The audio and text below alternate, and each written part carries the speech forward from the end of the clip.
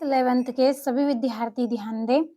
9 दिसंबर के दिन फिजिक्स का आपका जो पेपर होने वाला है, भौतिक शास्त्र का आपका जो पेपर रहेगा वो 70 नंबर का आपका पेपर है। 70 नंबर में से अगर आप 65 अंक लाना चाहते हैं एग्ज़ाम में, तो मैं आपको 9 दिसंबर के लिए भौतिक शास्त्र के 2 सेट दे रही हूँ, सेट ए और ये आपका सेट बी। फुल सॉल्यूशन के साथ रहेगा, पीडीएफ मैं आपको दूँगी।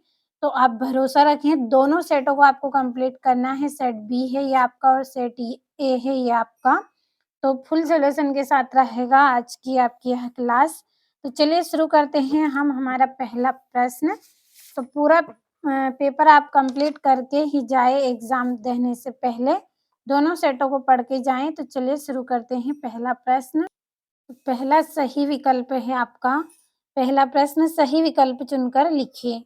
तो प्रकाश वर्ष मात्रक है, प्रकाश वर्ष मात्रक है किसका? दूरी का।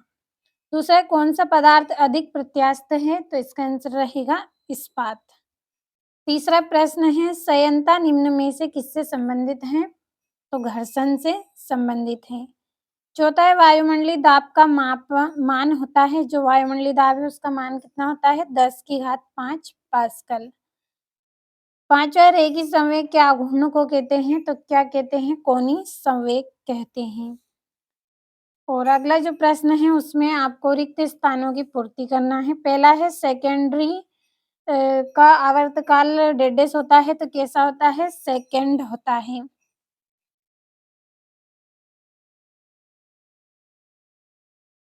दूसरा है शक्ति एक 1.5 राशि है, तो शक्ति कैसी राशि है? एक अदिश राशि है। तो यहीं पर हम लिख लेते हैं अदिश राशि। तो अब तीसरे रिक्त स्थान की ओर हम बढ़ते हैं। तीसरा रिक्त स्थान है एसआई पद्धति में कार्य का निरपेक्ष मात्रक 1.5 है, तो क्या है? जूल। चौथा है कोणीय वेग का सूत्र है, तो कोणीय वेग का सूत्र क्या रहेगा आपका? हम यहाँ पे इसका सूत्र लिखेंगे, डब्ल्यू बराबर डी थीटा बटे में रहेगा डी टी। अगला है ताप बढ़ाने पर प्रत्यास्थता गुणांक का मान 1.5 होता है, कैसा होता है? कम होता है। छठा है द्रव्य चलित लिफ्ट 1.5 के सिद्धांत पर आधारित है, तो किसके सिद्धांत पर आधारित है? पास्कल के।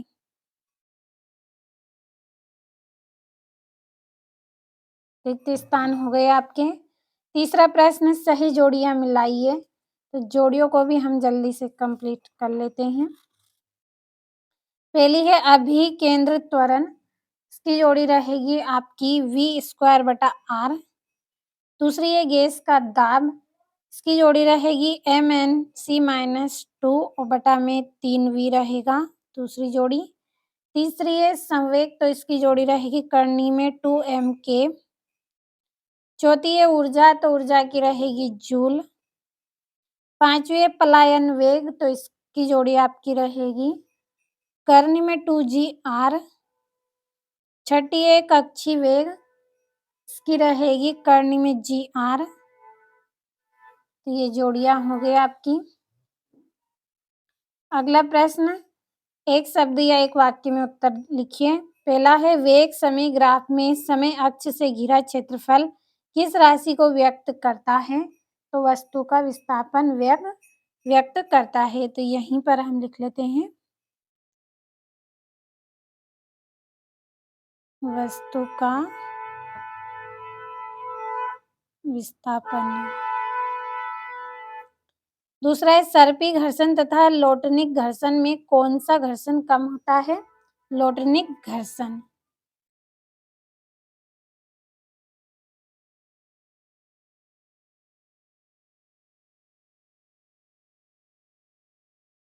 अगला है रॉकेट नोदन की कार्यविधि किस सिद्धांत पर आधारित है? किस पर आधारित है? न्यूटन के गति के तीसरे नियम पर।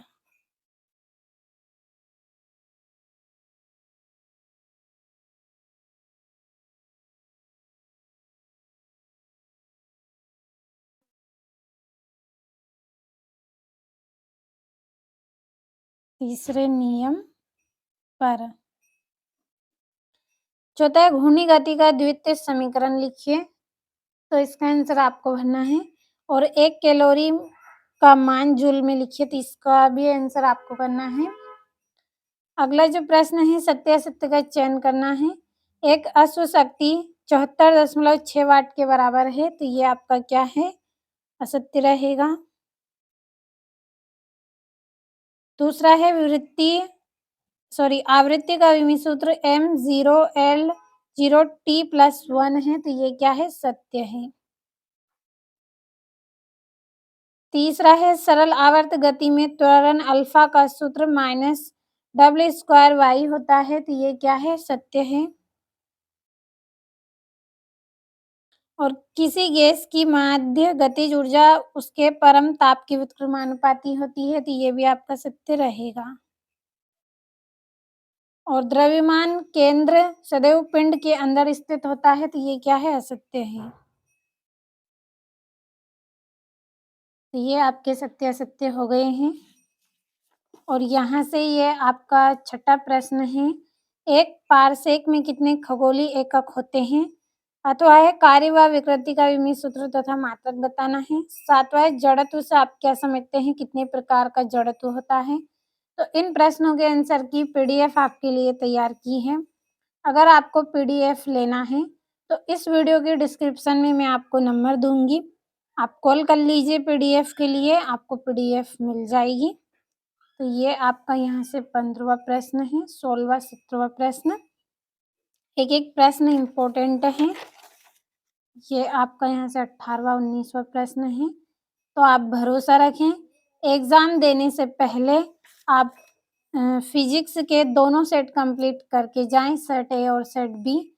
आपको 70 में से 65 अंक मिलेंगे, केवल दोनों सेट आप पढ़ के जाइएगा, क्योंकि 9 दिसंबर का यह पेपर है, बहुत ही महत्वपूर्ण है। अच्छे से कंप्लीट कर लें।